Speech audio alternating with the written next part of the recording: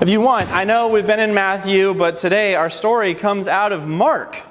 So if you would like to turn to it, it's the one that comes after Matthew in the order of your Bible, Matthew, Mark. And we're continuing it, Mark 8, 14 through 16. So let me get that open and we'll read a little bit, not 14 through 16, more of it, 14 through 26. Just 14 through 16 to start. So chapter 8, verse 14, Mark chapter 8. Are you ready? Here we go. The disciples had forgotten to bring bread, except for the one loaf they had with them in the boat. Be careful, Jesus warned them. Watch out for the yeast of the Pharisees and that of Herod. They discussed this with one another, and they said, "It's because we don't have any bread." We didn't even get into our question yet, but we'll get there. The disciples and Jesus are in their boat heading to the other side of the lake. And the disciples realize after loading up everything in there and setting off that they had forgotten to bring enough bread for the journey, that they had just one loaf with them, which would clearly not be a big enough meal for Jesus and his 12 followers. Jesus, though, doesn't miss an opportunity to teach something about the mysteries of heaven, and so he gives them the parabolic warning. Watch out! Beware of the leaven of the Pharisees and the leaven of Herod. It's clearly meant to take their minds away from this momentary physical concern, right? They don't have bread. So Jesus goes, let's teach them something. Watch out for the bread of the Pharisees and that of Herod. On to this more eternally significant spiritual matter, right? This resolute unbelief that the Pharisees had just displayed. So Mark 8, 11 through 12, the Pharisees come by and they say, we demand a sign. And he says, I'm not going to give you one. This is unbelief. We want to know a sign of it. And he says, I'm not going to give it to them. So he's saying, hey, beware of their unbelief. But before the disciples really have thought about it, before we move into their reaction, let's talk about this image ourselves. So leaven is a really common biblical illustration. So if you remember way back when we were doing the Kingdom of Heaven is Like, we looked at Matthew 13 and this parable of the tiny bit of leaven mixed into the bread. I don't bake, right? I cook. They're completely different skill sets. They're totally different entirely. And so I don't know a lot about baking. I don't make anything that involves yeast because really it's gross. It's a fungus. And it's gross that we eat it. So anyway, so you get yeast in a box and it causes things to ferment and rot. And so for a lot of human history, people use yeast to bake bread and brew beer. And for that, we are thankful. So, but for a long time, people didn't get there, they didn't go down to Kroger and pick up a box of yeast in a little packet that you sprinkle in, right? You get it from having it in bread and you take pieces of it and you keep it alive. If you're a millennial right now, everyone is making sourdough bread and posting about how they have little creatures that they keep alive in buckets to make sourdough bread. And the creature is your starter. But this is what they used to do. You used to keep starter alive and you'd feed it and keep making bread out of it. And so you take a little bit of a batch of dough that has yeast in it. You'd let it ferment and keep growing and get bigger, and you'd add that to some bread, and then that bread, you'd take a little bit out of that dough, and you'd keep it and keep going that way. So he says in the parable, you take a little tiny bit. It's almost a joke. This tiny bit, you put it in 60 pounds of dough, and it makes the whole thing grow and grow and grow and grow.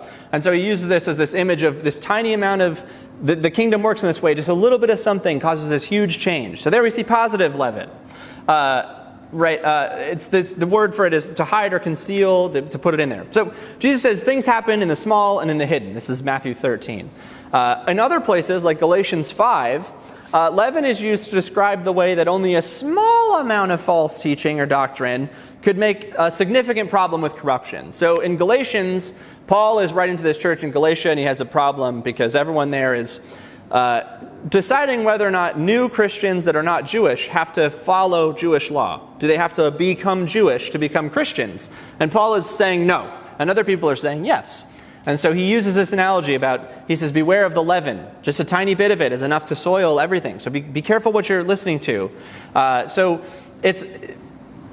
it can be used in two different ways. It's a good thing and a bad thing. But the point of it is a little bit of something can cause a big reaction. This is this image that we get of leaven all throughout it. So here, Jesus gives us this same warning about the arrogant unbelief of the Pharisees and Herod, right? They're very different parties. One's religious, one is political, but both of them have rejected Jesus as the Christ.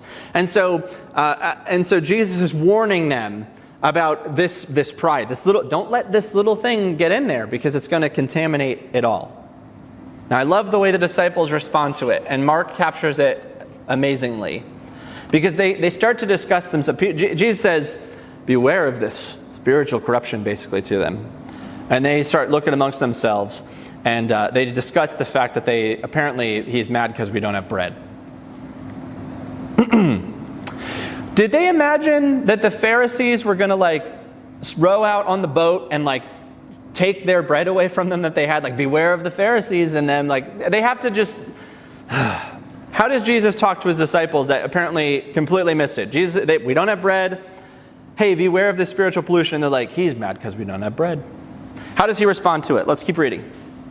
Matthew 17 through 21. Not Matthew. Mark 18, 17. Mark 8, 17 through 21. I'll get there eventually. Aware of their discussion about not having bread, Jesus asks them, why are you talking about having no bread? Do you still not see or understand? Are your hearts hardened? Do you have eyes but fail to see, and ears but fail to hear? And don't you remember when I broke 5 loaves for the 5,000, and how many extra baskets did you pick up? 12, they replied. And when I broke up 7 loaves for the 4,000, how many basketfuls of pieces did you pick up? 7. And he said to them, do you still not understand? Mark has recorded Jesus and the disciples many times emphasizing the disciples' complete lack of understanding. Mark pulls no punches in describing the disciples. They are silly, to have a nicer way to say it, or as Mark would say it several times, they're stupid. Their hearts are hardened. They don't understand things. They repeatedly in Mark, it's this never-ending, the disciples just not comprehending what's going on. So Jesus here, he hears them arguing, and he retells them the story of the feeding of the 4,000 and the feeding of the 5,000. Now, I can hear his voice here.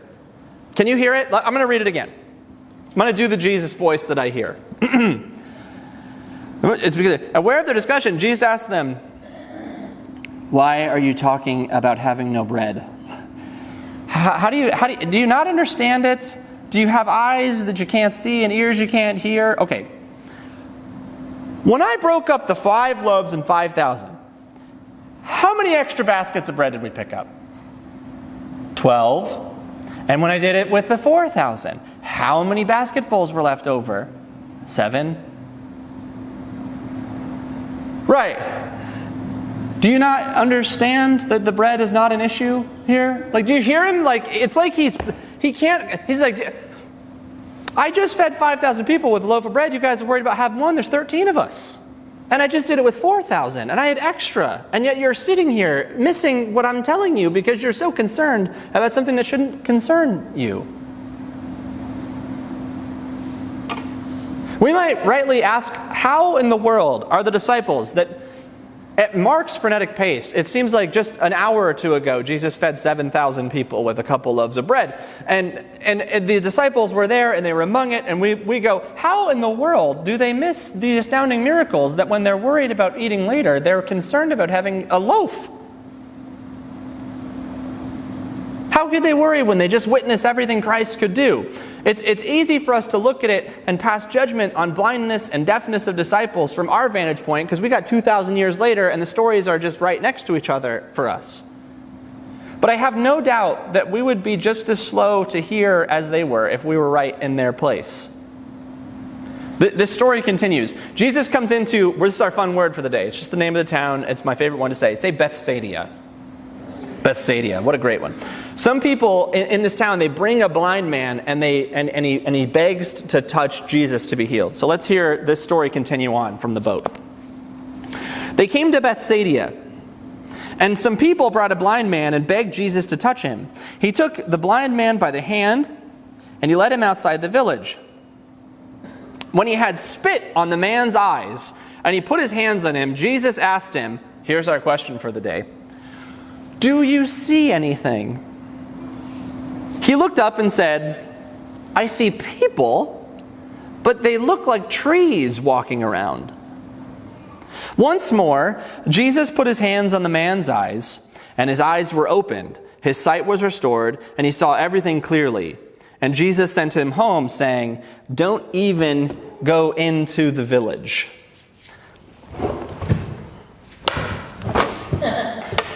Blinded by the light over there. This is a Mark exclusive story. It shows up nowhere else in any of the other synoptic gospels. This is the only one that talks about the healing of the blind man in Bethsaida. Now, I say this a lot. The writers of the gospel were really good. They were smart.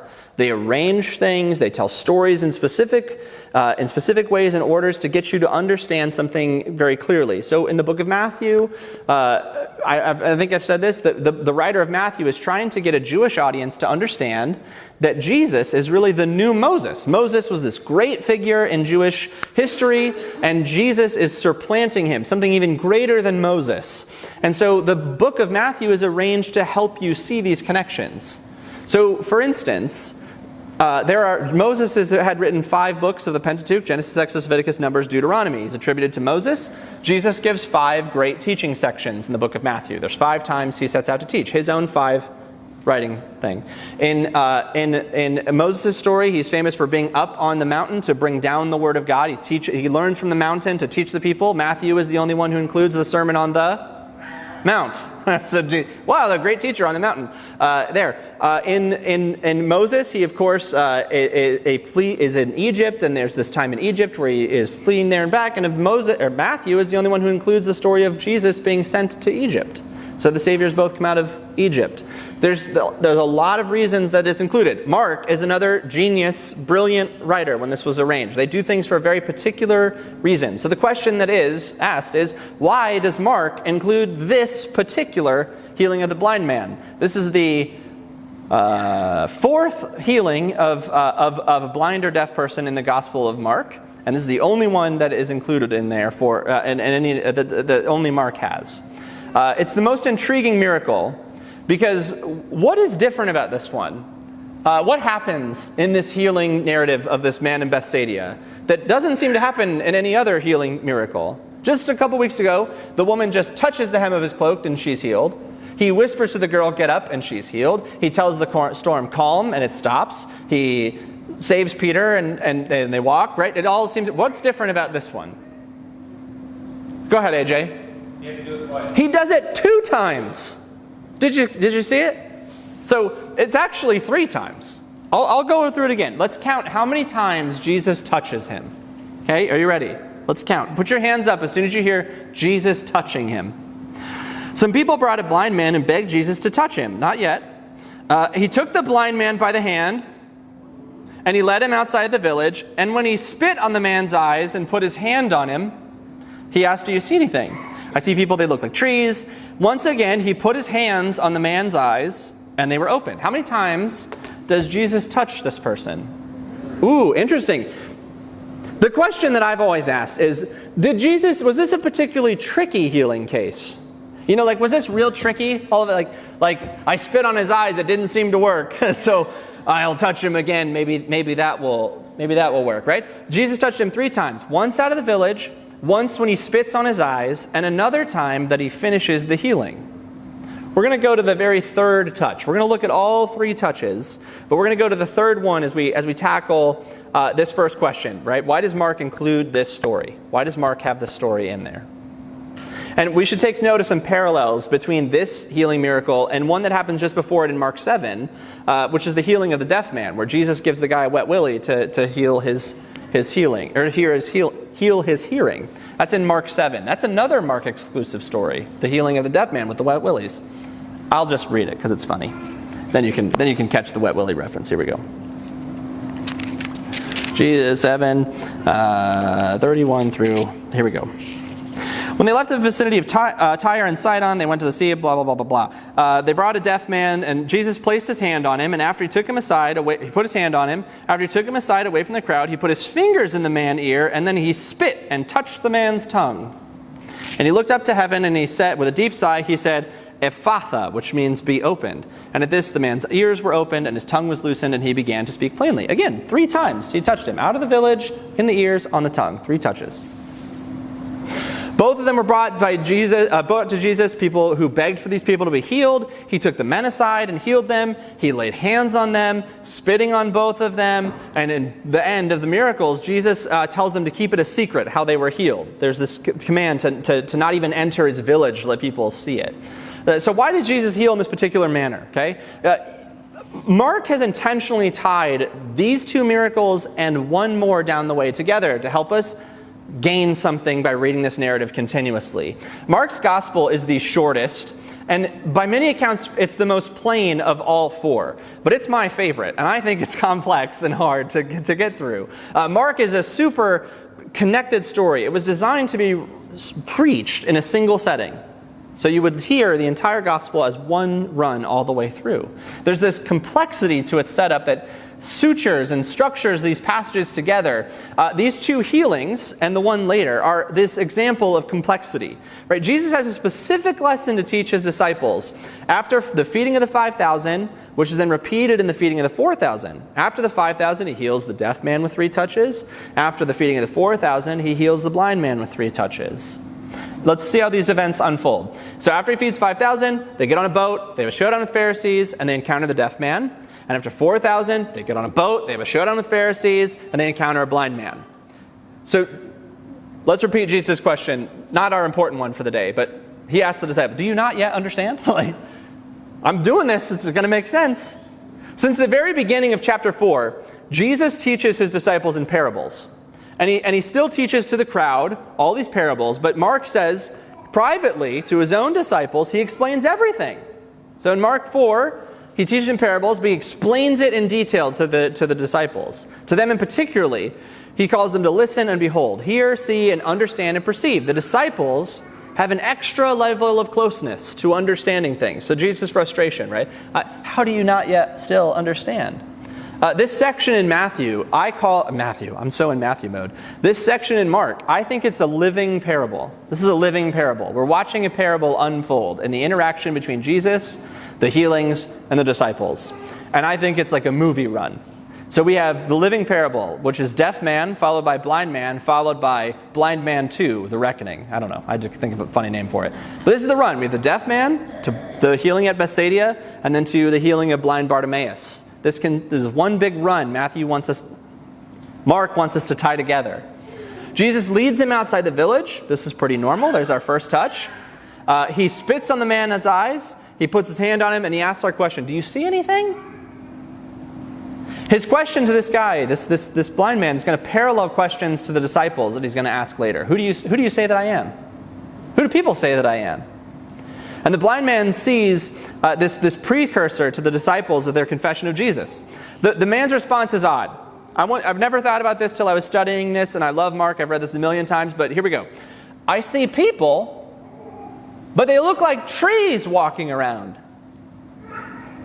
Has this man seen before? He has, hasn't he? He knows. They look like people. Maybe even trees walking around. So he's not been born blind. He knows what trees look like, and he kind of has a sense of people. But his vision is only partially restored to that what it was. Partial restoration. Do you see it? Just a little bit of healing. So he puts his hand on his eyes again, and then his eyes are fully opened, fully sight restored. He sees everything clearly. This is a rapid-fire healing succession. His eyes are opened, and then he's fully restored. Full restoration to health and sight. He sees everything clearly. It's no doubt the cure is complete. The last Greek word here is actually in the imperfect tense. It's translated better as from this point forward, he saw things clearly. It's from this point forward, everything is clear. In contrast to the first attempt. First healing, everything's kind of like squinting through your eyelashes. The oddity of this healing story is the 3 touches. The large marking context, right?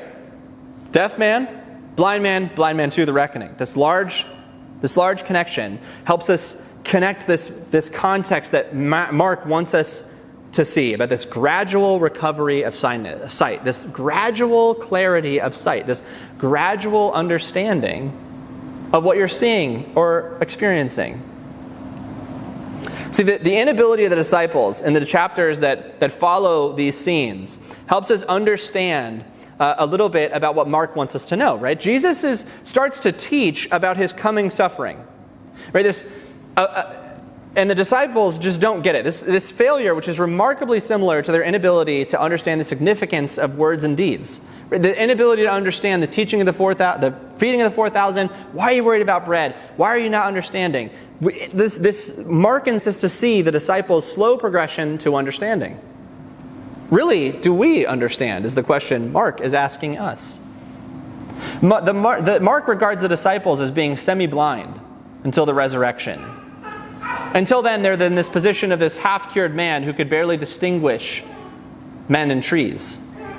There's a cycle of teachings that Mark gives us right after this triple healing. There's actually 3 teachings Jesus gives after this triple healing moment. And they all begin and end the same way. They all start with Jesus announcing about what's going to happen as they head to Jerusalem. Hey, I'm going to go to Jerusalem. I'm going to be handed over to the crowds. I'm going to be killed, and on the 3rd day I'll be resurrected. That's how all of them start. And after he tells it the first time, Jesus rebukes Peter, because Peter takes him to the side. He goes, I don't know if you know this, but you're the Messiah, so you don't go to Jerusalem to die. You go there with a sword and you take over and kick the Romans out. Maybe you don't understand what's going on here. And Jesus says, I don't think you understand what's going on here. And then he goes on to teach the disciples about a paradoxical instruction. If you want to live, you got to lose your life. If you want to save it, you got to lose it first. So we have prediction, disciples' misunderstanding, and a teaching to try to help them understand more clearly. Then we get a second touch. He announces what's going to happen when he goes to Jerusalem. The disciples have a dispute amongst themselves. Jesus says, we're going to go there, I'm going to die, it's going to be a disaster. And the disciples go, yeah, but which one of us is the best disciple?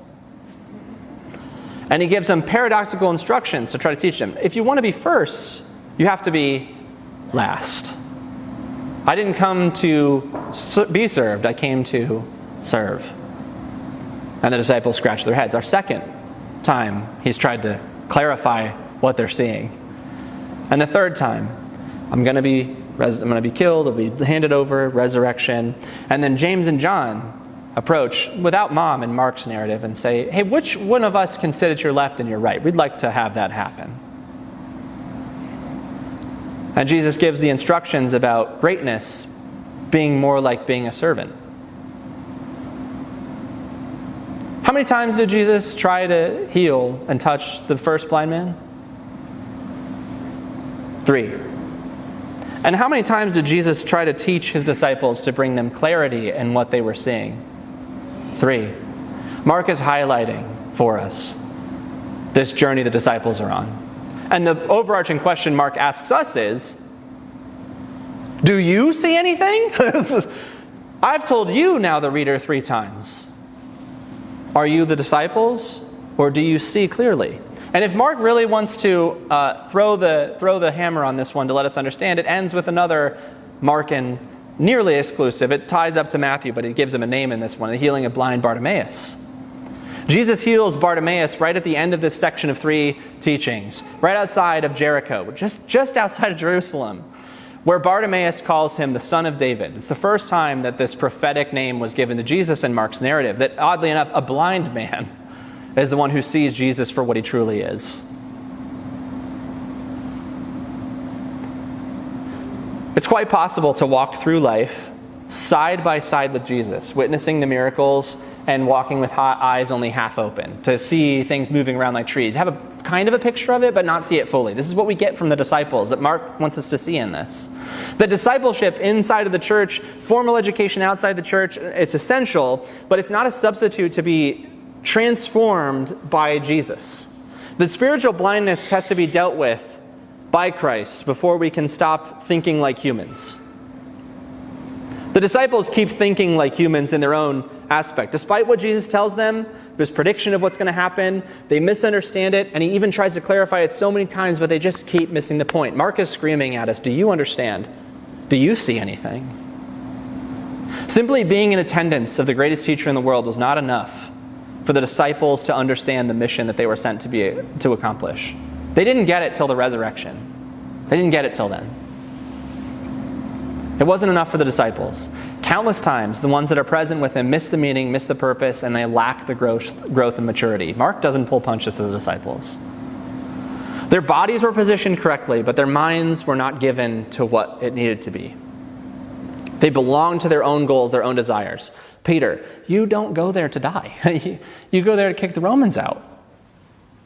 Which one of us is the best one? Well, I would like to be the second in charge. Their own wants, their own desires.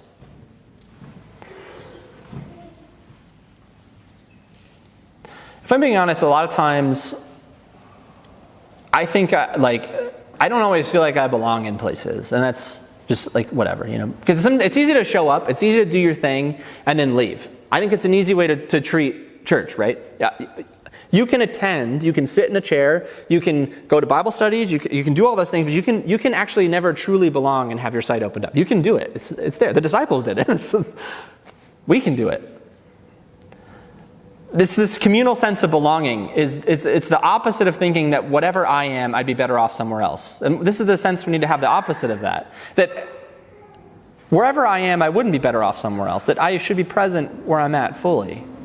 This is what the disciples never got. They always wanted to be somewhere else. It's totally normal to go through periods of feeling more or less or various connection to community. It's possible that some of you today aren't sure whether or not you actually belong fully in the chair.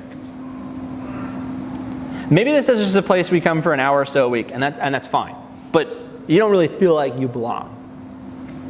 Belonging carries a lot of different meanings, right? You can belong in membership, you can belong and take ownership, but to be part of a community, to really belong to the Jesus movement, to belong to the Jesus community, to be a true disciple of his, it means more than just showing up, right? It means more than just being in the presence. It means more than that. It means being a co-owner and a co-creator of that movement. It means committing time, committing gifts, committing resources, committing your heart, your mind, your soul, your goals, your actions, all those things that you think are important to something that's bigger than your own needs, right? To something that's bigger than you, that's necessary to be built and nurtured.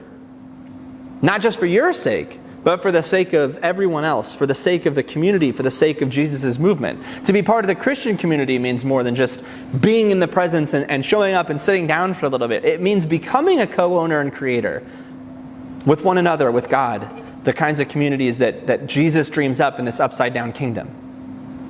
The disciples had the best teacher, they had the best sermons, they saw amazing miracles, they got one-on-one instruction, they like Jesus basically shouted in their face over and over about what was going to happen, but being present means more than just showing up, more than just attending. It means committing and following. It means being co-owners and co-creators to the kingdom.